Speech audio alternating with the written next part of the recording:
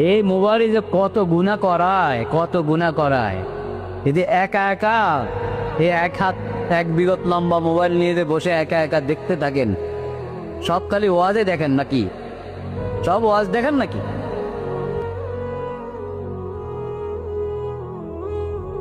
Smartphone থেকে যত দূরে থাকতে পারেন তত ভালো, যত দূরে থাকতে পারেন তত ভালো।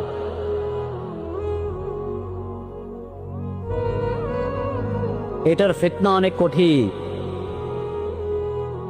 ঘরের বড়দেরকে দেখলে ছোটদের হাতে দেয় কি যায় না, ছেলেদের হাতে থাকলে মেয়েদের হাতে দেয় কি যায় না, শ্বশুরের হাতে থাকলে বৌমার হাতে দেয় কি না যায়। পরে কি দশা হয়? ভাইদের হাতে থাকলে বোনের হাতও। এরপরে কি দশা হয় বলেন? বিভিন্ন সংসারে দামিটা হচ্ছে কি না? হচ্ছে। তারপরও কেন আমরা সবক গ্রহণ করি না? এখান থেকে শিক্ষা গ্রহণ করি না কেন আমরা? যত দূরে থাকতে পারেন স্মার্টফোন থেকে তত ভালো, তত ভালো।